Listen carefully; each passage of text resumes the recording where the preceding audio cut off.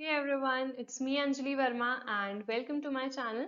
So आज की इस वीडियो में हम कवर अप करने वाले हैं हमारा फर्स्ट चैप्टर केमिस्ट्री का which is the solid state. So I hope this video helps you and also do share this video with your friends.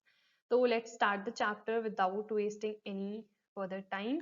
तो अब हम करते हैं सॉलिड स्टेट एंड बहुत इजी सा चैप्टर है जो हमारा सॉलिड स्टेट है, इसमें ज़्यादा कोई डिफिकल्ट चीज़ें नहीं हैं। तो सबसे पहले सॉलिड की कुछ प्रॉपर्टीज होती हैं जो आपको पता होगा, जैसे कि लो कंप्रेसिबिलिटी होती है, हाई डेंसिटी होती है एंड ये सारी जितनी भी चीज़ें हैं ना ये बहुत ज़्यादा इंपॉर्टेंट हैं। एंड सॉलिड एंड गैसेस में डिफरेंस भी आपको पता होगा, जो सॉलिड की प्रॉपर्टीज होती हैं उनकी बिल्कुल ऑपोजिट होती है गैसेस एंड ऑल में। तो सॉलिड की जो बेसिक प्रॉपर्टीज हैं वो आपको आनी चाहिए। एंड हाई रिजिडिटी होती है लो कंप्रेसिबिलिटी सॉलिड्स में। देन उसके बाद दो तरह के सॉलिड्स होते हैं हमारे, एक होता है क्रिस्टलाइन सॉलिड, दूसरा होता है एमोर्फस सॉलिड्स। ये वाला एक तरह से हम कह सकते हैं बेटर सॉलिड है, this is a good solid and this is a kind of bad solid. ठीक है, जो भी अच्छी वाली प्रॉपर्टीज होंगी वो हमें देखने को मिलेंगी क्रिस्टलाइन सॉलिड्स में, जो बेकार वाली प्रॉपर्टीज हैं वो एमोर्फस सॉलिड्स में। तो सबसे पहले अगर हम डिफाइन करें क्रिस्टलाइन सॉलिड्स को तो वो क्या होते हैं, these are the solids that have definite geometrical shape and pattern. And इस वाले में डेफिनेट नहीं होता है, इनडेफिनेट होता है या फिर इरेगुलर होता है। इसमें हम रेगुलर भी कह सकते हैं, regular geometrical shape and pattern, इसमें इरेगुलर होता है। ठीक है, विच मीन्स इसमें प्रॉपरली है सारी चीजें देखो और इसमें इरेगुलर है, प्रॉपर नहीं है। ठीक है, उसके बाद यहाँ पे है लॉन्ग रेंज ऑर्डर, यहाँ पे है शॉर्ट रेंज ऑर्डर। अब लॉन्ग रेंज ऑर्डर का मतलब क्या है, सपोज यहाँ पे देखो एग्जाम्पल है हमारा NaCl। तो ये फॉर्म कैसे होगा इसका स्ट्रक्चर, NaCl एंड ये इस तरह से Na+Cl-, ये कंबाइन करता जाएगा अपना एंड बहुत ज्यादा एक लॉन्ग चेन बनाएगा। तो बेसिकली लॉन्ग रेंज ऑर्डर का मतलब है अपने साथ ही बहुत लंबी चेन बना के कंबाइन करता जाएगा। तो ये है लॉन्ग रेंज ऑर्डर। यहाँ पे है शॉर्ट रेंज ऑर्डर, एग्जाम्पल है ग्लास, विच मीन्स उतनी ज्यादा लंबी चेनें नहीं बनाएगा। ठीक है, उसके बाद यहाँ पे है शार्प मेल्टिंग पॉइंट एंड यहाँ पे है it melts over a range of temperature. ये जितनी भी चीजें हैं ना सारी इंपॉर्टेंट है क्रिस्टलाइन एमोर्फस सॉलिड्स की। देन यहाँ पे शार्प मेल्टिंग पॉइंट का क्या मतलब है कि सपोज मुझे कोई भी एक सॉलिड गिवन है, 120 डिग्री सेल्सियस उसका मेल्टिंग पॉइंट है, तो विच मीन्स वो उस पर्टिकुलर टेम्परेचर पे मेल्ट होना स्टार्ट कर देगा। बट यहाँ पे it melts over a range of temperature, which means यहाँ पे एक रेंज गिवन होगी, सपोज 100 से 200 डिग्री सेल्सियस की रेंज है। तो इस रेंज में जरूरी नहीं है जैसे ही 100 डिग्री सेल्सियस आए मेल्ट होना स्टार्ट कर दिया, मे बी 150 पे हो, मे बी 200 पे हो, तो एक रेंज हमें गिवन है। ठीक है, ये डिफरेंस है, यहाँ पे हाई और लो बॉइलिंग पॉइंट या फिर मेल्टिंग पॉइंट का डिफरेंस नहीं है, यहाँ शार्प मेल्टिंग पॉइंट एंड एक रेंज का डिफरेंस है। ठीक है, यहाँ पे है क्लियर क्लीवेज एंड यहाँ पे अनक्लियर क्लीवेज। क्लियर क्लीवेज का क्या मतलब है, मतलब अगर कोई भी ये क्रिस्टलाइन सॉलिड अगर मैं ले रही हूँ, इसको मैं कट कर दूं, इसका मतलब है अगर मैं कट कर रही हूँ सपोज किसी नाइफ से, तो उसमें ना क्लियर एजेस दिखेंगी, मतलब उनमें कोई भी इरेगुलरिटी नहीं होगी, मतलब जो एजेस हैं वो प्लेन दिखेंगे। ठीक है, मतलब जब हमने काट दिया है तो जो एजेस हैं वो प्लेन दिख रहे हैं। बट यहाँ पे क्या होगा, वो जो एजेस हैं वो प्लेन नहीं दिखेंगे हमें, वो कैसे दिखेंगे, इरेगुलर दिखेंगे। ठीक है, उसके बाद ये इनको हम कहते हैं ट्रू सॉलिड्स, इनको कहते हैं स्यूडो सॉलिड्स या फिर super pooled liquids. Crystalline solids को ट्रू सॉलिड्स इसलिए कहते हैं बिकॉज जो भी प्रॉपर्टीज होनी चाहिए, मतलब कोई फ्लूइडिटी नहीं होनी चाहिए, फ्लूइडिटी मतलब फ्लूइड की तरफ फ्लो करना, तो फ्लूइडिटी नहीं होनी चाहिए, ये नहीं फ्लो करता है। बट इन्हें हम सुपर कूल्ड लिक्विड्स कह रहे हैं, क्यों कह रहे हैं, सपोज ग्लास से एग्जाम्पल से समझते हैं। ग्लास इसका एक एग्जाम्पल है, मोस्ट इंपॉर्टेंट है। ग्लास पूछा जाता है कि क्रिस्टलाइन है या एमोर्फस, तो ये एमोर्फस होता है। क्यों एमोर्फस होता है, सपोज आपने देखा होगा जो हमारी पुरानी खिड़कियां वगैरह होती हैं जो ग्लास की बनी है, तो जो उनका बॉटम वाला पोर्शन होता है ना वो बहुत ज्यादा थिक होता है। अब वो थिक क्यों है और इससे हम क्या कंक्लूजन निकाल सकते हैं, उसका बॉटम पोर्शन थिक है, इसका मतलब हम क्या निकाल सकते हैं कि जो ग्रेविटी है उसकी वजह से जो ग्लास है हमारा वो नीचे आके सेटल हो गया है। तो विच मीन्स उसमें हल्की फुल्की फ्लूइडिटी तो होगी ना, वैसे तो वो भी एक सॉलिड ही है बट उसमें हल्की फुल्की हमारी फ्लूइडिटी आ जा रही है, जिसकी वजह से उसे हम एक स्यूडो सॉलिड कह रहे हैं। स्यूडो का मतलब होता है फॉल्स, जैसे स्यूडोपोडिया हमने पढ़ा होगा, तो वही है, यहाँ पे भी फॉल्स फुट होते थे, यहाँ पे फॉल्स सॉलिड कह रहे हैं उसे। एंड सुपर कूल्ड लिक्विड इसीलिए कह रहे हैं बिकॉज या तो हीट की वजह से वो मेल्ट करके नीचे आ गया है, या फिर हम कह सकते हैं ग्रेविटी की वजह से वो नीचे जाके सेटल हो गया है, विच मीन्स उसमें हल्की फुल्की फ्लूइडिटी है, इसीलिए इन्हें फॉल्स सॉलिड्स कह रहे हैं या फिर सुपर कूल्ड लिक्विड्स। ये होते हैं एनआइसोट्रॉपिक, ये होता है आइसोट्रॉपिक। ये पॉइंट जो है ये मोस्ट इंपॉर्टेंट है। एनआइसोट्रॉपिक का क्या मतलब होता है कि जो भी हमारी फिजिकल प्रॉपर्टीज है, फिजिकल प्रॉपर्टीज कैसे, सपोज मैं ले रही हूँ रिफ्रैक्टिव इंडेक्स ले रही हूँ, थर्मल या फिर इलेक्ट्रिकल कंडक्टिविटी ले रही हूँ, उनकी जो प्रॉपर्टीज हैं अगर मैं अलग अलग डायरेक्शन से मेजर करूंगी तो वो डिफरेंट आएंगी। ये कई बार कंफ्यूजन भी हो जाता है, इसको आइसोट्रॉपिक कह देते हैं, इसको एनाइसोट्रॉपिक। ऐसा नहीं है, क्रिस्टलाइन सॉलिड्स होते हैं एनाइसोट्रॉपिक। इसका मतलब है जो फिजिकल प्रॉपर्टीज की वैल्यू है वो डिफरेंट आएगी अगर हम डिफरेंट डायरेक्शन से उन्हें कैलकुलेट कर रहे हैं। यहाँ पे अगर हम डिफरेंट डायरेक्शन से कैलकुलेट करें, जो वैल्यू है फिजिकल प्रॉपर्टीज की ही वो सेम आएगी। ये है एनाइसोट्रॉपिक और आइसोट्रॉपिक का मतलब। एग्जाम्पल इंपॉर्टेंट है, NaCl, क्वार्ट्ज एंड ऑल, ये सब क्रिस्टलाइन सॉलिड के एग्जाम्पल हैं। देन यहाँ पे ग्लास एंड रबर आ गया एग्जाम्पल हमारा अमोर्फस सॉलिड्स का। तो ये स्लाइड हमारी कंप्लीट हो गई है। आई होप ये जो है आपको अच्छे से समझ में आ गया होगा। इसके बाद हमारा नेक्स्ट है types of crystalline solids. Crystalline वाले हमने देखे, मोस्ट इंपॉर्टेंट वही है, तो यहाँ पे इनके जो टाइप्स हैं वो भी इंपॉर्टेंट है। ये 4 टाइप है, first, second, third and fourth. तो फर्स्ट है हमारा मॉलिक्यूलर सॉलिड। अब इसमें पूछा जाता है इसमें जो कॉन्स्टिट्यूएंट पार्टिकल्स हैं वो क्या है। तो इसके जो कॉन्स्टिट्यूएंट पार्टिकल्स हैं, मॉलिक्यूल्स हैं, आयनिक के आयंस होंगे, मेटेलिक सॉलिड्स के मेटल एटम्स, और कोवलेंट या फिर नेटवर्क सॉलिड के हो जाएंगे नॉन मेटल एटम्स। ठीक है, तो ये तो काफी सिंपल सी चीज है जो कॉन्स्टिट्यूएंट पार्टिकल्स हैं। अब जो मॉलिक्यूलर सॉलिड्स है ना वो 3 टाइप के होते हैं further, polar molecular solids, non polar और हाइड्रोजन बॉन्डेड। पोलर का मतलब क्या होता है, वहां पे हल्की फुल्की हमारी पोलैरिटी होगी।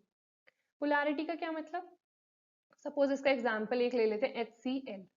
HCl जो है एक आयनिक कंपाउंड नहीं होता है। क्यों नहीं होता है?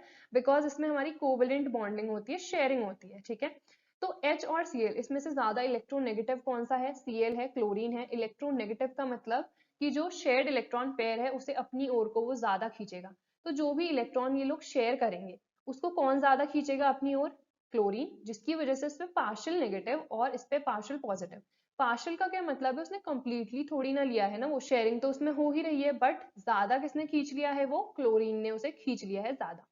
ठीक है, तो ये हो गया हमारा पोलर मॉलिक्यूलर सॉलिड। अब आता है नॉन पोलर, जैसे H2 है, Cl2 है, O2 है, ये सब आते हैं नॉन पोलर में। क्यों? H और H सेम एटम है ना, जितना ये खींचेगा उतना ही ये खींचेगा, तो बीच में ही रहेगा, तो जो डायपोल मोमेंट है वो जीरो होगा। यहाँ पे एक डायपोल मोमेंट जनरेट होगा जिसकी वजह से पोलैरिटी भी आएगी। यहाँ पे कोई पोलैरिटी नहीं है इसीलिए इसको हम नॉन पोलर कह दे रहे हैं। ठीक है, ज्यादा इसमें कुछ नहीं है। हाइड्रोजन बॉन्डेड, जब भी हाइड्रोजन बॉन्ड किया जाता है FON यानी कि ज्यादा इलेक्ट्रोनेगेटिव एलिमेंट्स के साथ, उसे हम कहते हैं हाइड्रोजन बॉन्डिंग, एंड उसी को हम कह रहे हैं हाइड्रोजन बॉन्डेड मॉलिक्यूलर सॉलिड। जैसे H2O हो गया, HF हो गया।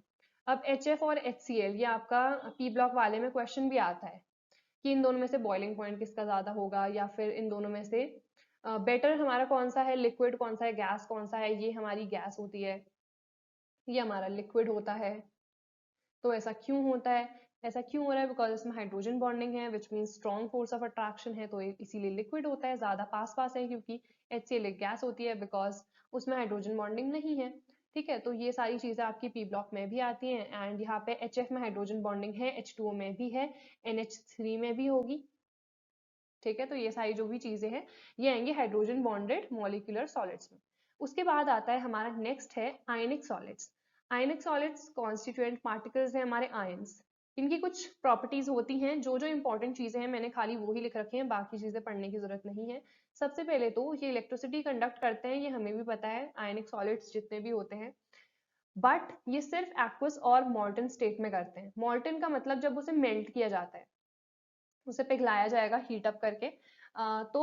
या तो अपनी एक्वस स्टेट में या फिर मॉल्टन स्टेट में। एक्वस यानी कि उसकी जो लिक्विड वाली स्टेट है, तो सिर्फ और सिर्फ उसमें ही कंडक्ट करेगा, सॉलिड स्टेट में कभी नहीं करेगा।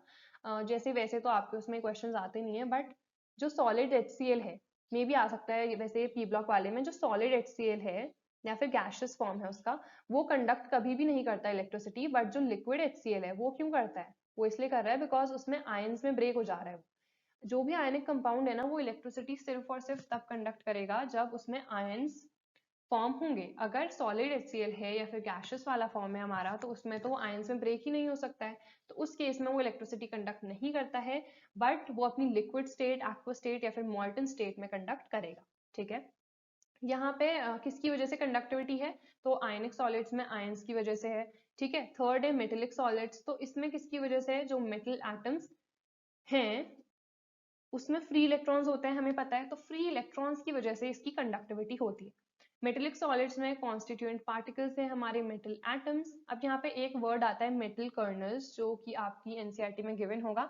इसका मतलब कुछ नहीं है, जो हमारे कटायन है, मतलब जैसे Na है, एक मेटल ही है ये, तो एक इसमें चेंज होगा Na+ and E-, which means एक इलेक्ट्रॉन उसने लूज कर दिया है। तो ये वाला जो इलेक्ट्रॉन है यही है हमारा फ्री इलेक्ट्रॉन, जिसकी वजह से कंडक्टिविटी देखने को मिलेगी। ये Na+ जो है ये है हमारा मेटल कर्नल, जिसको हम कटायन कहते हैं। सिंपल, ठीक है। उसके बाद फोर्थ है कोवेलेंट या फिर नेटवर्क सॉलिड, ये इंपॉर्टेंट है। इसमें जो हमारे कॉन्स्टिट्यूएंट पार्टिकल्स है वो नॉन मेटल एटम्स हैं। जैसे इसके दो एग्जांपल हैं एंड ये दोनों ही पूछे जाते हैं, ग्रेफाइट एंड डायमंड। अब डिफरेंस यहाँ पे ये आता है कि ये जो ग्रेफाइट है ये इलेक्ट्रिसिटी कंडक्ट करता है, बट ये इलेक्ट्रिसिटी कंडक्ट नहीं करता है, ठीक है। ग्रेफाइट जो है वो एक एक्सेप्शन केस है। अगर आपसे पूछा जाए क्या कोवेलेंट सॉलिड्स या फिर इनको नेटवर्क सॉलिड भी कहा जाता है, वो इलेक्ट्रिसिटी कंडक्ट करते हैं, तो आंसर होगा no. But graphite is an exception because उसमें अनपेयर्ड इलेक्ट्रॉन्स बच जाते हैं, जिसकी वजह से उसमें कंडक्टिविटी भी होती है, ठीक है। तो जो ग्रेफाइट है वो एक एक्सेप्शनल केस है। जैसे एग्जाम्पल आपको पता होगा, जो पेंसिल होती है उसकी जो लेड होती है वो ग्रेफाइट की बनी होती है। तो ग्रेफाइट इलेक्ट्रिसिटी कंडक्ट करता है, बाकी नहीं करते हैं। एंड इनके जो कॉन्स्टिट्यूएंट पार्टिकल्स हैं इनको हम जायंट मॉलिक्यूल्स भी कहते हैं। ये सारी चीजें आप नोट डाउन भी कर सकते हो, इनको हम जायंट मॉलिक्यूल्स भी कहते हैं, ठीक है। तो ये चीज इसमें कुछ इंपॉर्टेंट है, बाकी इसमें कुछ नहीं है, सब मैंने कवर कर दिया है। देन उसके बाद नेक्स्ट आ गया ये हमारा, अब मोस्ट इंपॉर्टेंट जो भी चीजें हैं ना वो स्टार्ट हो गई हैं। अब देखो यहाँ पे crystal, unit cell and crystal lattice. तो सबसे पहले हम देखते हैं क्रिस्टल हमारा क्या होता है। क्रिस्टल मतलब जैसे शुगर है, एग्जाम्पल के तौर पे ले लो, मैंने एग्जाम्पल के फॉर्म में समझने के लिए ही ले रखा है। अगर वो कोई भी एक शेप ले रही है तो उसको हम खाली एक क्रिस्टल कह दे रहे हैं, ठीक है। जैसे एक होता है CuSO4 × 5H2O, उसको जब हम हीट अप करते हैं तो जो H2O के मॉलिक्यूल्स है वो निकल जाते हैं, तो अपने क्रिस्टल्स में आ जाता है, तो उसने कोई भी एक शेप ले लिया, राइट, तो उसको हम खाली क्रिस्टल कह दे रहे हैं, ठीक है। ज्यादा क्रिस्टल कुछ पूछा नहीं जाता, यूनिट सेल वाला टॉपिक ज्यादा इंपॉर्टेंट है। तो यूनिट सेल और क्रिस्टल लैटिस। यूनिट सेल को सबसे पहले एक क्यूब के फॉर्म में हम बना देते हैं। ये आ गया हमारा क्यूब, बस ये हमने बना दिया है, ये आ गई है एक यूनिट सेल। यूनिट सेल है क्या?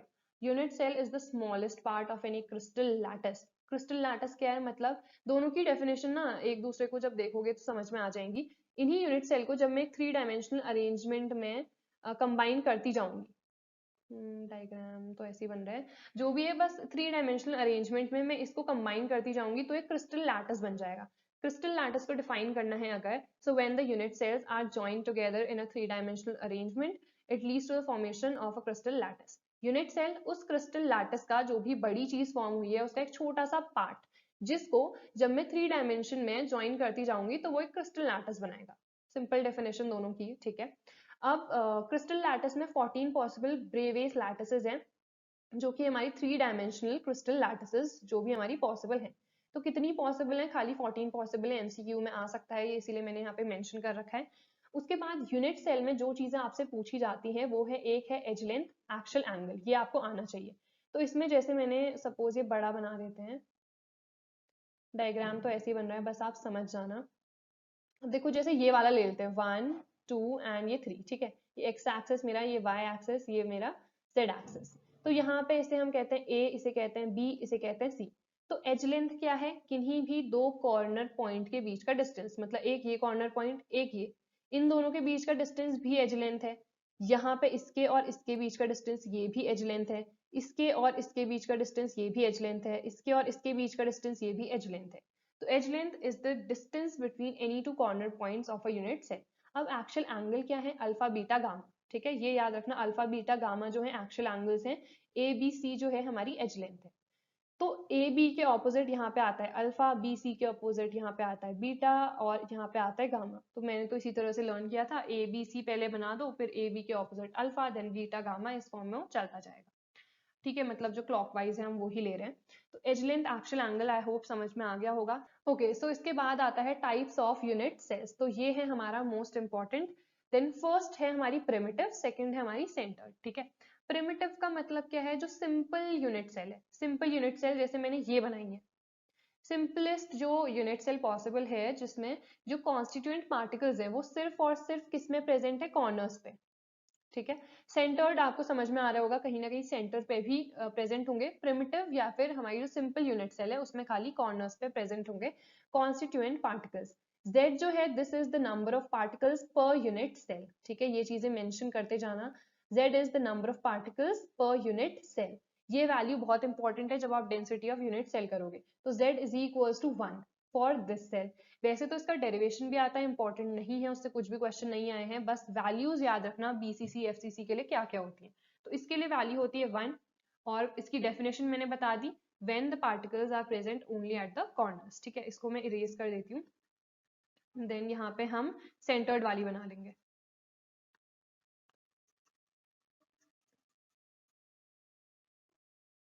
ओके, सो अब यहाँ पे सेकंड आ गई है हमारी सेंटर्ड। तो सेंटर्ड में सबसे पहले BCC, then FCC, then ECC। वैसे मैंने फुल फॉर्म नहीं लिखी है, ये होता है बॉडी सेंटर्ड। बॉडी सेंटर्ड नाम से ही पता चल रहा है कि क्या है इसमें। एक मैंने अगर यूनिट सेल बनाई है तो कॉर्नर पे तो प्रेजेंट होंगे ही ना, but along with the corners एक सेंटर पे, पूरे बॉडी के सेंटर पे भी प्रेजेंट होगा, यहाँ पे जो हमने बना रखा है ये, तो यहाँ पे भी प्रेजेंट है जो हमारा कॉन्स्टिट्यूएंट पार्टिकल है। तो डेफिनेशन क्या हो जाएगी, when the constituent particles are present at the body centre along with the particles that are present at the corners of the unit cell, तो उसको हम BCC कह देते हैं। बिकॉज इसमें एक बीच में भी आ गया है तो इसके लिए Z की वैल्यू हो जाती है 2, ठीक है। और अगर यहाँ पे कंट्रीब्यूशन पूछा जाए, इसका बीच वाले का कंट्रीब्यूशन 1 होता है, और अगर ईच पार्टिकल जो कि कॉर्नर पर प्रेजेंट है उनका कंट्रीब्यूशन अगर पूछा जाए ना तो वो 1/8 होगा। जैसे यहाँ पे अगर कंट्रीब्यूशन पूछा जाए तो 1/8 होगा, ठीक है। और अगर बॉडी सेंटर वाले का पूछा जाए तो उसका कंट्रीब्यूशन 1 होता है। FCC देख लेते हैं हम। FCC का मतलब फेस सेंटर्ड यूनिट सेल। तो फेस सेंटर्ड का क्या मतलब है, कॉर्नर पे तो प्रेजेंट होंगे ही होंगे, बट उसके साथ साथ जितने फेसेस हैं उनके सेंटर पे भी प्रेजेंट होंगे। ये एक फेस है इसके सेंटर पे, ये एक फेस है इसके सेंटर पे, ये एक फेस है इसके सेंटर पे, यहाँ पे। अब देखो यहाँ पे 3 डायमेंशनल है तो एक आगे फेस है एक पीछे फेस है, विच मीन्स यहाँ पे 2 प्रेजेंट होंगे, ठीक है। तो टोटल कितने हैं, 6 अलग से हैं। तो इनका कंट्रीब्यूशन कितना होता होगा, इनका कंट्रीब्यूशन 1/2 होता है, ठीक है। अगर पूछा जाए जो हर एक फेस के सेंटर पे प्रेजेंट है उनका कंट्रीब्यूशन कितना है, उनका कंट्रीब्यूशन 1/2 होता है। एंड जो Z की वैल्यू है वो आ जाती है यहाँ पे 4। अगर पूरा डेरिवेशन देखना है वो भी देख सकते हो, मेरे नोट्स में मिल जाएगा, बट उतना देखने की जरूरत नहीं है, बस कंट्रीब्यूशन लर्न कर दो। जब 1/2 ये होता है कंट्रीब्यूशन, 6 पार्टिकल्स हैं तो 6 इंटू 1/2 यानी कि 3 कंट्रीब्यूशन इनका हो गया। एंड ये जो ये कॉर्नर्स पे प्रेजेंट है उनका कंट्रीब्यूशन टोटल में 1 आ जाता है, तो 3 + 1 = 4 होता है। जैसे यहाँ पे है हर एक पार्टिकल का 1/8 है, तो पार्टिकल्स कितने हैं, कॉर्नर पे 8 है, तो 8 × 1/8 विच मीन्स 1, इसीलिए इसकी Z की वैल्यू 1 आती है। यहाँ पे 1 इसका कंट्रीब्यूशन, अगेन यहाँ पे 8 पार्टिकल्स हैं, 8 × 1/8 यहाँ पे 1 आ गया, तो 1 + 1 = 2, तब जाके 2 आती है वैल्यू, ठीक है। यहाँ पे भी कैसे 4 आया है वो भी मैंने बता दिया है, अगर देखना है तो देख सकते हो, अदरवाइज कोई जरूरत नहीं है, बस लर्न कर लो इसका कंट्रीब्यूशन कितना है, Z की वैल्यू कितनी है। देन है एंड सेंटर्ड यूनिट सेल, ये उतना ज्यादा इंपॉर्टेंट नहीं है, एंड एज सच कोई एंड सेंटर्ड यूनिट सेल हमारी एग्जिस्ट भी नहीं करती है। बस एंड सेंटर्ड में आपको कितना समझना है, इससे ज्यादा आपके क्वेश्चंस भी नहीं आते हैं। बस इसमें है कोई भी 2 ऑपोजिट फेसेस ले लो, उनके सेंटर पे, मतलब एक ये और ये ऑपोजिट होंगे ना, तो इनके सेंटर पे प्रेजेंट होगा और कहीं नहीं होगा, बस इतना ही है इसमें। और इसकी Z की वैल्यू भी पूछी नहीं जाती है, इसीलिए मैंने मेंशन भी नहीं कर रखी है। जो जो इंपॉर्टेंट चीजें हैं खाली वो ही करो, कह रही हूँ मैं आपसे, एंड उतना ही मैंने कवर भी करा रखा है। तो ये हमारा कंप्लीट हो गया टाइप्स ऑफ यूनिट सेल भी। इसके बाद आती है हमारी packing efficiency. This is important कि क्या होती है हमारी पैकिंग एफिशिएंसी। देखो, पैक करने का मतलब कुछ हम क्लोजली ला रहे हैं, ठीक है, तो इसका मतलब है यहाँ पे क्लोजली पैक्ड कितने हैं हमारे पार्टिकल्स। एंड ऑब्वियसली कोई भी सॉलिड है तो उसमें पार्टिकल्स हैं, तो हम क्या चाहते हैं कि वो क्लोज ही रहे ना, क्योंकि सॉलिड की प्रॉपर्टी क्या होती है, जिसमें जो भी हमारे एटम्स हैं, जो उसके कॉन्स्टिट्यूएंट पार्टिकल्स है, वो नजदीक नजदीक रहे। तो पैकिंग एफिशिएंसी मैक्सिमम होनी ही चाहिए, ज्यादा से ज्यादा मैक्सिमम होनी चाहिए। तो यहाँ पे पैकिंग एफिशिएंसी अगर हमसे पूछा जाए बेस्ट कौन सा होगा, ऑप्शन में सपोज दे दिया जाए तुम्हें सिंपल वाली, BCC वाली, FCC वाली, और ये जितनी चीजें मैं बता रही हूँ ना सब MCQs में आ रखे हैं, अभी मैं MCQs भी प्रैक्टिस कराऊंगी तब आपको पता चल जाएगा। तो सिंपल वाली में पैकिंग एफिशिएंसी देखो कितनी है, ये परसेंटेज भी याद रखना, परसेंटेज भी आ सकती है, 52.4% होती है। BCC में 68%, FCC में 74%। तो बेस्ट कौन सा हुआ, जिसमें फेस सेंटर्ड क्लोज्ड पैकिंग है, मतलब sorry face centred unit cell है वो, एंड ये वाली बेस्ट होगी हमारी, ठीक है। तो विच मीन्स बेस्ट वाला हमारा कौन सा है, FCC है। उसके बाद BCC, उसके बाद हमारी सिंपल वाली, ठीक हो गया। अब यहाँ पे a is equal to 2r, ये क्या होता है, मतलब अभी हमने यूनिट सेल बनाई थी ना, तो उसमें हम क्या करते हैं, जब भी ये वैल्यूज कैलकुलेट कर रहे होते हैं, तो उस केस में हम जितने भी यहाँ पे पार्टिकल्स हैं इनके अराउंड स्फेयर बनाते हैं। स्फेयर का मतलब जो हम पार्टिकल्स ले रहे हैं, ठीक है। तो इसकी रेडियस सपोज r है, तो ये r, ये भी r, एंड a क्या थी हमारी कंप्लीट एज लेंथ, तो यहाँ पे a की वैल्यू कितनी आ जाएगी, 2r ही तो आएगी। तो अगर हम सिंपल यूनिट सेल ले रहे हैं तो उसके लिए तो a is equal to 2r आ गया, ये तो हमने देख लिया, बाकी चीजें देखने की जरूरत नहीं है, बस वैल्यूज लर्न कर लो। इसके लिए होती है a is equal to 4/√3 into r, इसके लिए होती है a is equal to 2√2r, third वाले के लिए, ठीक है। और जो पैकिंग एफिशिएंसी है वो याद कर लो, उसकी परसेंटेज FCC बेस्ट होता है, ये याद कर लेना। बस ये चीजें हैं, जो z की वैल्यू है number of unit cell, sorry number of particles पर यूनिट सेल, वो याद कर लेना। फिर है density of unit cell, this is important, rho is equal to z into m upon Na into a cube, जहाँ पे हमारी रो क्या है, डेंसिटी। जब भी न्यूमेरिकल सॉल्व कर रहे हो एक चीज ध्यान में रखना, इसकी यूनिट ग्राम पर सेंटीमीटर क्यूब ही आती है, तो a को सेंटीमीटर में लेना, ना कि मीटर में, ये कंफ्यूजन हो जाती है, ये मत करना, इसको सेंटीमीटर में ही लेना। z क्या है, वही नंबर ऑफ पार्टिकल्स पर यूनिट सेल, m है हमारा मोलर मास, यहाँ पे जो Na है वो है हमारा एवोगैड्रो नंबर। बट यहाँ पे एक चीज है, अगर आपको कोई न्यूमेरिकल गिवन है, ठीक है, उसमें नंबर ऑफ पार्टिकल्स ऑलरेडी कुछ गिवन है आपको, एंड जनरली जब भी न्यूमेरिकल्स आते हैं इंटू 10⁻23 में ही गिवन होते हैं, या 22, ठीक है। तो अगर वहां पे नंबर ऑफ पार्टिकल्स भी गिवन है, उस केस में एवोगैड्रो नंबर की वैल्यू पुट मत करना, वहां पे नंबर ऑफ पार्टिकल्स ही पुट करना, ठीक है। ये चीज ध्यान में रखनी है density of unit cell calculate करते हुए। ए की वैल्यू हमें जनरली कुछ ना कुछ 10⁻8, सॉरी -8 में गिवन ही रहती है, तभी जाके वो इसका जब हम क्यूब करते हैं, तो यहाँ पे क्यूब है तो -24 आ जाएगा, यहाँ पे 23 है तो कैंसिल आउट हो जाता है, ठीक है। तो जब भी आप न्यूमेरिकल्स एंड और करोगे तो आपको खुद ही समझ में आ जाएगा, तो डेंसिटी वाला इंपॉर्टेंट है। उसके बाद है क्लोज्ड पैकिंग इन सॉलिड्स। अब यहाँ पे क्लोज्ड पैकिंग का मतलब क्या है, कि वो बहुत ज्यादा क्लोज हों जो हमारे पार्टिकल्स हैं, ठीक है, बहुत ज्यादा क्लोज हो हमारे particles, and they leave minimum empty space. अभी हम देखेंगे जो एम्प्टी स्पेस बच जाती है ना पार्टिकल्स के बीच में, उसको हम वॉइड कहते हैं या फिर इंटरस्टिशियल, ये आपको पता भी होगा, तो वॉइड्स कहते हैं या फिर इंटरस्टिशियल। तो जो भी पार्टिकल्स है वो मैक्सिमम क्लोज होने चाहिए, उनके बीच का जो डिस्टेंस है वो मिनिमम होना चाहिए, ठीक है। उसके बाद क्लोज्ड पैकिंग 3 तरह की होगी, 1 डायमेंशन में, 2 डायमेंशन में एंड 3 डायमेंशन में। 1 डायमेंशन में मतलब ये हम स्फेयर्स को ही तो अभी कंसिडर कर रहे थे ना पार्टिकल्स, तो 1 2 3 4 5 6 सपोज मैंने ऐसे बना दिए, तो यहाँ पे ये 1 डायमेंशन में क्लोज्ड पैकिंग हो गई है, विच मीन्स जो उनके बीच का डिस्टेंस है वो बहुत कम हो एंड बहुत ज्यादा क्लोज हो उतने, ठीक है। अब यहाँ पे coordination number, this is very important. Coordination number क्या होता है, coordination number is equal to the number of particles या फिर स्फेयर्स जो हर एक स्फेयर के बगल में है। सपोज मैं ये वाला स्फेयर ले रही हूँ, इसके बगल में कितने हैं, एक दो, दो ही है ना, 1 डायमेंशन की बात कर रहे हैं क्योंकि, इसीलिए इसका कोऑर्डिनेशन नंबर कितना आ गया है, 2 आ गया है, ये क्लियर है। उसके बाद है closed packing in 2 dimension. 2 dimension का क्या मतलब है, अब इसके ऊपर ही पैकिंग की जाएगी, 1 2 3 4, 1 2 3 4। 2 डायमेंशन में भी यहाँ पे 2 तरह की पैकिंग होती है, एक होती है स्क्वायर क्लोज पैकिंग, एक होती है हेक्सागोनल क्लोज पैकिंग। ये होता है ए टाइप। इसका मतलब क्या है, ये जितनी चीजें मैंने लिखी है ना, इंपॉर्टेंट है। ये ए है मतलब 4 है, ठीक है, और दूसरे में भी ए ही है मतलब उसी के ऊपर जस्ट मैं पुट करूंगी, ठीक है, और ये तीसरे में भी मैंने जस्ट उसके ऊपर पुट किया ना। यहाँ पे देखो ए बी ए टाइप है, इसका मतलब क्या होगा, अब यहाँ पे हम इस तरह से पुट करेंगे इसके बीच में 1 2 3 4 5। अब ये बिगड़ गया है ना यहाँ पे सीक्वेंस, ऊपर 4 थे नीचे 4 थे यहाँ पे भी 4 थे, बट यहाँ पे अब ऊपर 5 आ गए हैं, बीच में 3 या 4 ही होंगे, देन नीचे वाले में 5 आ गए, तो इसको हम कहते हैं ए बी ए टाइप। वैसे यहाँ पे हमारे 4 ही बनते हैं, मैंने थोड़ा फिगर गलत सा बना दिया, कोई नहीं अभी देख लेंगे हम। अब यहाँ पे देखो ए टाइप है, तो अगर मैं ये वाला लूं स्फेयर, इसके अराउंड कितने हैं, 1 2 3 4, तो 1 2 3 4, इसके नेबरिंग वाले तो 4 ही है ना, इसका कोऑर्डिनेशन नंबर कितना आ गया, 4 आ गया। ये यहाँ पे हेक्सागन बनेगा नहीं बनेगा, मैंने फिगर गलत बना दिया, ठीक है। तो यहाँ पे कोऑर्डिनेशन नंबर 6, बिकॉज ये ABA टाइप है, तो ये वाला ले लेती हूँ, तो 1 2 3 4 5 6, ठीक है।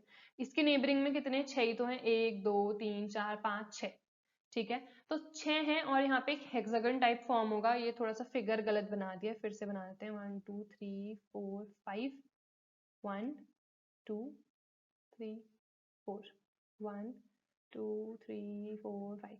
अब देख लेते हैं इसके अराउंड 1 2 3 4 5 6। तो अब ये हेक्सागन ही फॉर्म हो रहा है ना, ये वाला देखना, ये हेक्सागन है तो इसीलिए इसको हम कह रहे हैं हेक्सागनल क्लोज पैकिंग। 6 है उसके अराउंड, इसीलिए इसका कोऑर्डिनेशन नंबर 6 आ गया। ठीक है, उसके बाद वैसे भी लर्न कर सकते हो, स्क्वायर है तो 4 कॉर्नर्स ही होंगे तो कोऑर्डिनेशन नंबर 4 आएगा। हेक्सागन है तो 6 ही होंगे तो विच मीन्स 6 आ जाएगा उसका कोऑर्डिनेशन नंबर। ये भी लर्न करना है, ए टाइप और ए टाइप। उसके बाद है क्लोज्ड पैकिंग इन 3 डायमेंशन। ये उतना इंपॉर्टेंट नहीं है। इसी का अब जो हमने 2 डायमेंशन में करी थी ना पैकिंग, इसी को स्क्वायर पैकिंग में अब हम 3 डायमेंशन में कर देंगे, तो उसको हम क्या कह देंगे, closed packing in 3 dimension in square closed packing. ठीक है, तो और सिमिलरली ये भी हम 3 डायमेंशन में कर देंगे, तब जाके उसे हेक्सागोनल क्लोज्ड पैकिंग कह देंगे। ये जो 3 डायमेंशन वाला है ये इतना इंपॉर्टेंट नहीं है। उसके बाद जो ऑक्टाहेड्रल टेट्राहेड्रल वॉइड्स है ये इंपॉर्टेंट है। तो now let's move on to our second slide. अब यहाँ पे आ गया हमारा वॉइड्स या फिर interstitial. This is important. Tetrahedral void, सबसे पहले टेट्राहेड्रल वॉइड, वॉइड का क्या मतलब है, जो एम्प्टी स्पेस बच रही है। अभी हमने देखा जो पार्टिकल्स है उनके बीच की जो एम्प्टी स्पेस है उसको हम क्या कह दे रहे हैं, उसको हम कह दे रहे हैं वॉइड। जैसे हम देख रहे थे 1 2 3 4 इस तरह से अगर मैं रख रही हूँ तो कुछ एम्प्टी स्पेस यहाँ पे बच रही है ना, ये एम्प्टी स्पेस बची, ये एम्प्टी स्पेस, तो ये जो भी हमारी एम्प्टी स्पेसेस हैं उनको क्या कह रहे हैं, वॉइड कह रहे हैं। टेट्राहेड्रल वॉइड जिसके आसपास 4 ही स्फेयर है, ठीक है, तो उसको हम कह देंगे टेट्राहेड्रल वॉइड। और जिसके अराउंड 6 स्फेयर है, मतलब 6 स्फेयर जब हैं उनके बीच में एक वॉइड फॉर्म हो रहा है, उसको हम कह रहे हैं ऑक्टाहेड्रल वॉइड। तो void which is surrounded by 4 spheres is called a tetrahedral void and a void which is surrounded by 6 spheres is called an octahedral void। ठीक है, उसके बाद नंबर ऑफ टेट्राहेड्रल वॉइड्स अगर निकालना है तो 2n है। ये n जो है ये हमारा z ही है, वही जो नंबर ऑफ पार्टिकल्स पर यूनिट सेल हमने देखा। तो अगर तुम्हें नंबर ऑफ टेट्राहेड्रल वॉइड्स निकालने हैं इन एफसीसी, एफसीसी में z की वैल्यू 4, तो कितने ऑक्टाहेड्रल वॉइड्स होंगे उसमें, 8 होंगे पर यूनिट सेल। ठीक है, और अगर उसी में तुम्हें ऑक्टाहेड्रल वॉइड निकालना है तो वो n है, यानी कि जो वैल्यू है एज इट इज, तो उसकी वैल्यू कितनी आ जाएगी, 4 ऑक्टाहेड्रल वॉइड्स होंगे उसमें। ठीक हो गया। कोऑर्डिनेशन नंबर इसका 4 होगा, इसका 6 होगा। क्यों होगा, because this void is surrounded by 6 spheres and this void is surrounded by 4 sphere. ये रेडियस भी इंपॉर्टेंट है, ये स्मॉल r है radius of the octahedral void. ये जो कैपिटल R है this is the radius of the sphere. Sphere क्या है, स्फेयर वही है हमारा जो पार्टिकल है, तो उसकी जो रेडियस है ये कैपिटल आर है। ये जितनी चीजें लिखी है ना इसके अलावा बाकी चीजें छोड़ देना, बट ये चीजें बिल्कुल मत छोड़ना। यहाँ पे जो रिलेशन है वो ये है, r is equal to 0.414 into capital R. Capital R है radius of the sphere, small R है radius of the tetrahedral void, और इस केस में radius of the octahedral void. Okay, so now we have the defects or the imperfections in solids। तो ये important है, and इसमें भी जैसे कि मैंने आपको बताया था स्टाइक्योमेट्रिक वाला मोस्ट इंपॉर्टेंट है, तो उसे हम देखेंगे। फर्स्ट है इम्प्योरिटी डिफेक्ट्स। इम्प्योरिटी डिफेक्ट जो है वो डोपिंग की वजह से आती है। वैसे तो आपका ये केमिस्ट्री में पोर्शन कट गया है, बट सेमीकंडक्टर्स वाले में आप पढ़ोगे तो मैं बता देती हूँ।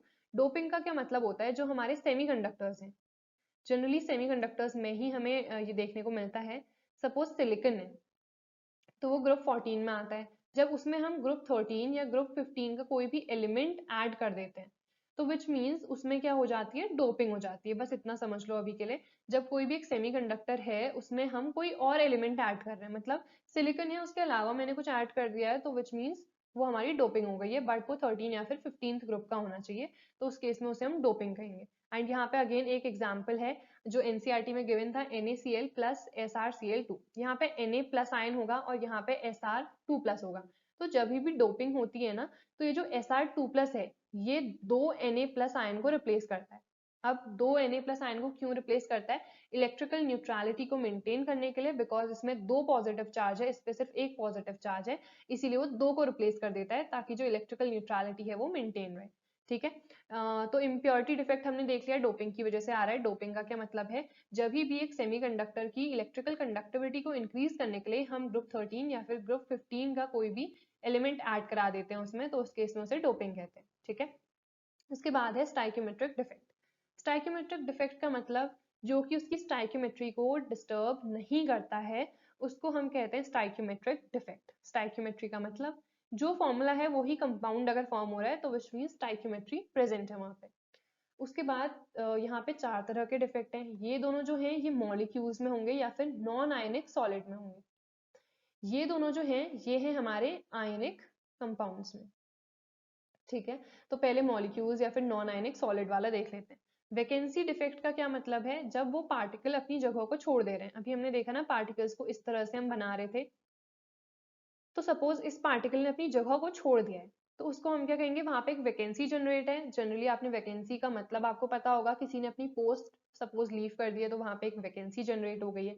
तो वही यहाँ पे भी है, अगर जो पार्टिकल है उसने अपनी जो प्लेस है उसे लीव कर दिया है तो उसे क्या कहते हैं, हम वैकेंसी डिफेक्ट कहते हैं। ये जनरली तब आता है जब किसी भी सॉलिड को हम हीट अप करते हैं एंड इस केस में जो डेंसिटी है वो डिक्रीज हो जाती है। ये चीजें आपको ध्यान में रखनी है। इंटरस्टिशियल, इंटरस्टिशियल अभी हमने देखा वॉइड, मतलब जो एम्प्टी स्पेस है बिटवीन द पार्टिकल्स। इसको हम क्या कहेंगे, particles leave their place and move to the interstitial side. Vacancy में तो खाली लीव कर रहा है, इस केस में क्या कर रहा है, सपोज इसने अपनी जगह को लीव कर दिया है, ठीक है, यहाँ पे से चला गया, बट कहाँ चला गया हो, इनके बीच की ये एम्प्टी स्पेसेस ही तो है ना, ये बीच की जितनी भी एम्प्टी स्पेस है हमने खाली समझने के लिए ज्यादा डिस्टेंस बना दिया है इस बार। तो जो ये वॉइड है, जो इंटरस्टिशियल है, अब ये अपनी जगह छोड़ के कहाँ चला गया है, इंटरस्टिशियल में चला गया है। तो उसको हम क्या कहते हैं, इंटरस्टिशियल डिफेक्ट कहते हैं। बट इस केस में क्या होता है, डेंसिटी जो है वो इंक्रीज हो जाती है, ठीक है, डेंसिटी इंक्रीज करेगी बिकॉज वो इंटरस्टिशियल साइड में चला गया है। बाकी इसमें कुछ नहीं है। उसके बाद है शॉर्ट की defect, this is important. Short की डिफेक्ट में क्या है, बिकॉज ये आयनिक कंपाउंड में है, सपोज NaCl में हो रहा होगा, तो Na plus Cl minus, Na plus Cl minus, suppose मैंने इस तरह से बना दिया है। इसमें क्या होता है, the equal number of cations and anions they leave their place. बस यहाँ पे से Na प्लस चला गया एक, तो यहाँ पे से एक Cl माइनस चला जाएगा। तो इस केस में क्या है, शॉर्ट की डिफेक्ट। अब पूछा जाता है कि इक्वल नंबर क्यों जा रहा है, to maintain the electrical neutrality, जो हमने यहाँ पे आंसर किया था रीजन, ठीक है। तो to maintain the electrical neutrality, equal number of cations and anions they leave their place. इस केस में डेंसिटी अगेन डिक्रीज हो रही है, जैसे वैकेंसी में डिक्रीज हो रही थी। अब यहाँ पे ये इंपॉर्टेंट पॉइंट है, it is found in the solids that have high coordination number, example NaCl, KCl, AgBr etcetera.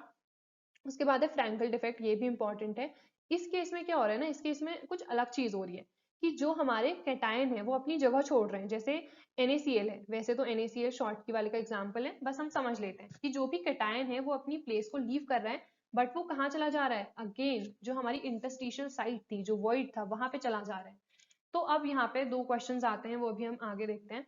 तो जो भी हमारा कैटायन है वो कहाँ चला गया है, हमारी इंटरस्टिशियल साइट में चला गया है। देन डेंसिटी रिमेन सेम, ये डिफरेंस है, इंटरस्टिशियल साइट में क्या हो रहा है, डेंसिटी इंक्रीज हो रही है, बट यहाँ पे डेंसिटी जो है वो सेम रह रही है।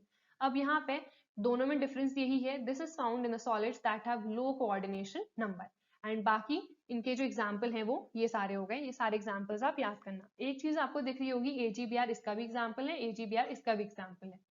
तो यहाँ पे हम क्या कहते हैं, AgBr shows both Frenkel and Schottky defect. ये क्वेश्चन भी आता है कि ऐसा कौन सा है, कौन सा एक कंपाउंड है जिसमें दोनों ही डिफेक्ट होंगे, फ्रैंकल भी और शॉर्ट की भी, तो उसका आंसर क्या होगा, AgBr। देन उसके बाद anions do not go to the interstitial site because of their big size। तो क्वेश्चन ये आता है, अभी हमने देखा फ्रैंकल वाले डिफेक्ट में कि जो हमारे एनायंस हैं, सॉरी जो हमारे कैटायंस हैं वो कहाँ चले जा रहे हैं, इंटरस्टिशियल साइड में जा रहे हैं। तो हमारे जो एनायंस हैं वो क्यों नहीं जा रहे हैं, बिकॉज उनका बहुत बड़ा साइज होता है। जैसे हम एग्जाम्पल लेते हैं, Na क्या फॉर्म करता है, Na प्लस एंड एक इलेक्ट्रॉन को लूज करता है, क्लोरीन Cl माइनस फॉर्म करता है और एक इलेक्ट्रॉन को लेता है वो, ठीक है। तो ये वैसे आपका पी ब्लॉक में भी यूज होगा, तो मैं आपको अभी बता देती हूँ।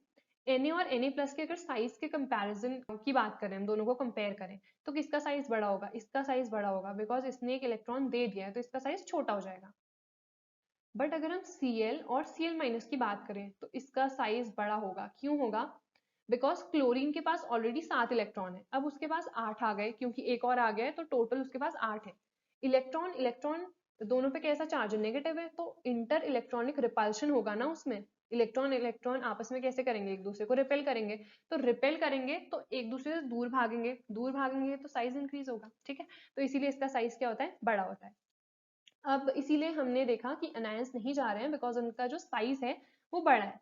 देन उसके बाद थर्ड है हमारा नॉन स्टाइक्योमेट्रिक डिफेक्ट, तो यहाँ पे है first metal excess defect and B है हमारा मेटल डेफिशिएंसी डिफेक्ट। ये हमारी लास्ट स्लाइड है, इसके बाद कंप्लीट सब जितने इंपॉर्टेंट टॉपिक्स हैं सब हमने कवर अप कर दिए। तो यहाँ पे मेटल एक्सेस डिफेक्ट है। एक्सेस मेटल, मेटल यानी कि कटायन, मेटल देखो क्या फॉर्म कर रहा था यहाँ पे कटायन, तो जब या तो एक्स्ट्रा कैटायंस आ जाएंगे, जैसे ये है सेकंड वाला, due to the presence of extra cations at the interstitial site. Interstitial site यानी कि वही जो हम वॉइड में देख रहे थे, वहां पे एक्स्ट्रा कैटायंस घुस गए हैं। जो ऑलरेडी थे वो तो है ही, उन्होंने अपनी पोजीशन को लीव नहीं किया है, बट इंटरस्टिशियल साइड में अलग से आ गए हैं। ठीक है, ये समझ में आया। उसके बाद फर्स्ट है due to anionic vacancy, this is important, ये वाला जो पॉइंट है ये इंपॉर्टेंट है, यहीं पे से हमारा एफ सेंटर भी आता है, एफ सेंटर भी इंपॉर्टेंट है हमारा। ठीक है, एक मिनट में यहाँ पे बना के दिखाती हूँ। तो यहाँ पे सपोज ए प्लस कोई भी कंपाउंड लेते हैं, B minus, A plus B minus, B minus A plus, B minus A plus, due to anionic vacancy का क्या मतलब है, ये बी माइनस यहाँ से चला गया है। ठीक है, तो इसकी स्पेस किसने ऑक्यूपाई की है, एक इलेक्ट्रॉन ने करी है। मतलब जैसे NaCl का एग्जांपल ले लेते हैं हम, तो Na plus and electron form करता है। तो ये जो फ्री इलेक्ट्रॉन है ना, ये कहाँ चला गया है, एक एनायनिक साइट में चला गया है। तो द एनायनिक साइट और the vacancies that are occupied by the free electrons, जब फ्री इलेक्ट्रॉन कोई भी एक एनायनिक साइट को ऑक्यूपाई कर देगा, उनको हम कहते हैं एफ सेंटर। ये एफ सेंटर जो है बहुत इंपॉर्टेंट है। अब देखो अगर एनायनिक वैकेंसी है मतलब बी माइनस यहाँ पे से चला गया है, तो यहाँ पे ज्यादा कैटायंस होंगे ना, क्योंकि देखो अब 1 2 3 तीन ही एनायन है, ए प्लस ए प्लस ए प्लस ए प्लस, 4 हमारे पास कैटायन है। तो मेटल तो एक्सेस में है ना, मेटल एक्सेस मतलब कैटायन एक्सेस में है। ठीक है, जैसे यहाँ पे एक्स्ट्रा कैटायंस हैं तो कैटायंस एक्सेस में है। एनायनिक वैकेंसी है तब भी तो हमारे कैटायंस ही एक्सेस में है, अगर एनायनिक वैकेंसी है तो। ठीक है, तो यहाँ पे बी माइनस चला गया है, अगर मेरा एनायनिक वैकेंसी एक जनरेट हो गई है, उसको जब एक इलेक्ट्रॉन ऑक्यूपाई कर देगा, वही हमारा जो फ्री इलेक्ट्रॉन है इसकी वजह से जो आ रहा है, तो वो जो फ्री इलेक्ट्रॉन ऑक्यूपाई कर रहा है उसको हम कह रहे हैं एफ सेंटर। ठीक है, ये समझ में आ गया। Now this is important that they impart colour to any crystal. मतलब ये जो एफ सेंटर है ना, इनकी प्रॉपर्टी ही यही है कि ये किसी भी क्रिस्टल को कलर इम्पार्ट करते हैं। अब वो कलर कैसे आता है, the colour results due to the excitation of electron.